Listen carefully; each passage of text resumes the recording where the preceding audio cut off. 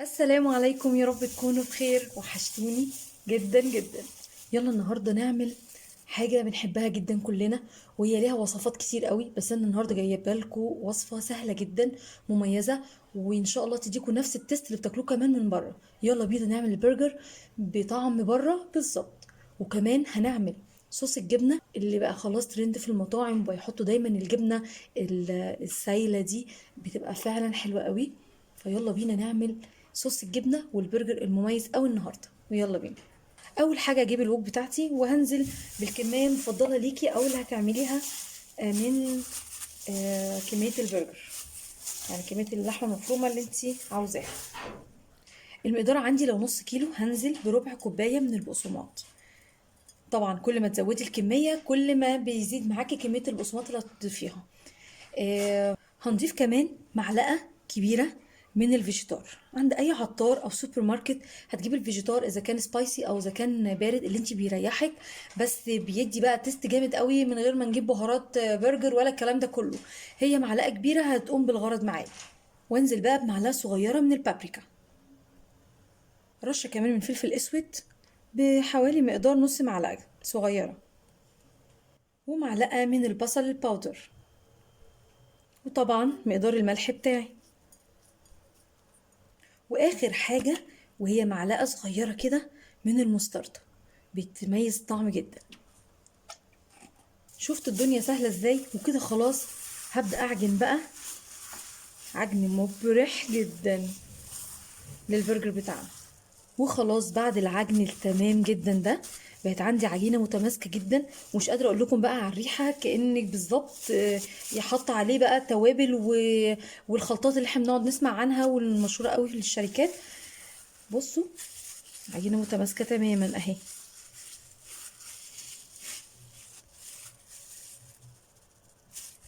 يلا بينا بقى نشكلها بكل سهولة. تعالوا بقى نشكل بأي حاجة عندنا، مش لازم ان احنا نعقرب الامور ونقول ايه ده، انا لازم يكون عندي الآلة بتاعت، لا لا لا. انا عندي النهاردة يعني هنشكلها بشكل عادي جدا. يلا بينا. تمام، انا عندي القالب البرجر ما فيهوش اي مشكله اهو، بس انا مش عايزه نصعب الامور على نفسنا، فقلت اشكل بحاجه سهله قوي عند كل اي حد يعني.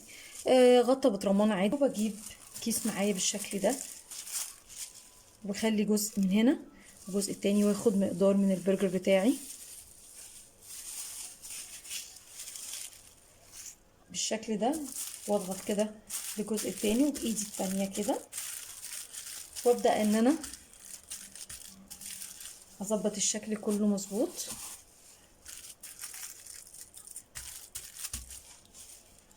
وخلاص، برجر ده ولا مش برجر؟ ها، صوته جميل اهو، مناسب تمام جدا. مش محتاجه ان انا اضغط على نفسي، ويعني انت طبعا لو عايزه تفرزيه وهتحطيه في الفريزر هيكون بنفس اللفه دي كده، وانت كده بيكون جاهز على السوا على طول. وكده خلاص خلصنا البرجر بتاعنا والتشكيل بتاعه، وزي ما انتم شايفين كده بالظبط. اهم حاجه بقى لو احنا دلوقتي هنستخدمه النهارده، لازم يقعد نص ساعه في الفريزر، ما ينفعش نستخدمه قبل نص ساعه. انتي خلاص كده كده مش هتستخدميه النهارده وشكلتيه وتستخدميه في اي وقت متاح ليكي، بيكون طبعا بتفرزيه عادي جدا. هو كده خلاص بقى ممتاز قوي، ومش محتاج ان انت تحطي اي حاجه، انت تحطيه في كيس سندوتشات هيكون ممتاز جدا ومفيش اي مشكله. لكن دلوقتي احنا هنستخدمه النهارده، فلازم يكون في الفريزر لمده نص ساعه. يلا بينا على الفريزر ونتقابل بعد نص ساعه، بس طبعا هنروح نعمل صوص الجبنه اللي اتفقنا عليه، ويلا بينا. جهزت هنا بقى الوك بتاعتي، وانزل معلقتين كبار من الزبده، وبعد كده انزل عليهم معلقه ونص من الدقيق، وابدا اقلبهم كويس جدا لحد ما ياخدوا معايا كده لون ذهبي جميل. بالظبط، هو ده اللون الجولد اللي انا طالباه. انزل بعد كده عليهم بكوبايه من اللبن، وطبعا يفضل جدا لو يكون لبن كامل الدسم. وانزل بعد كده برشه من الكركم او ما يعادل ربع معلقه صغيره، وكمان نفس الرشه من البابريكا، واقلب بقى المقدار كل ده مع بعض. وطبعا مقدار الملح بتاعي تقريبا ربع معلقه برضو صغيره. بعد كده انزل بكوبايتين من الجبنه شيدر، وابدا بقى اقلب الصوص بتاعي ده كويس جدا. اظن مفيش اسهل من كده. وخلاص دخلت اهي بتسيح. بصوا الجمال، مش قادره اقول لكم بقى الطعم والجمال بقى هيبقى عامل ازاي. احنا كده خلاص خلصنا صوص الجبنه. دلوقتي بقى هنعمل الصوص اللي هنستخدمه في السندوتشات معانا. هنزل بمعلقه كبيره من المايونيز، واضيف عليهم معلقه من الكاتشب كبيره، ومعلقه كمان كبيره من الباربيكيو. صوص الباربيكيو بيفرق جدا جدا في الطعم. معلقه حلوه كده محترمه، ايه ده، ورشه بسيطه كده من الملح، ورشه كمان من السكر. وابدا بقى اقلب كل الصوص ده مع بعض. هبدا بقى اجيب الجريل بتاعتي وانزل كده برشه بسيطه من الزيت. ده شكل بقى البرجر بتاعي. هو المفروض زي ما احنا اتفقنا نسيبه نص ساعه، بس انا حصل لي ظرف ونزلت فسيبته اكتر من نص ساعه، فيعتبر كده ان انتي مفرزاه بالشكل ده اهو.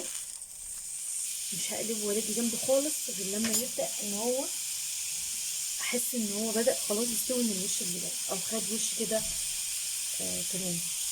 المرحله دي بقى بعد ما خلاص قلبت البرجر بالطريقه دي، بيكون عندي الكايزر قدامه كده. وعلى فكره الكايزر ده انا اللي عاملاه، الطريقه بتاعته في القناه عندي، اللي حابب يعرف بيتعمل ازاي يعني. تقدري في طاسه، مش لازم جريل يعني، بيكون ممتاز جدا.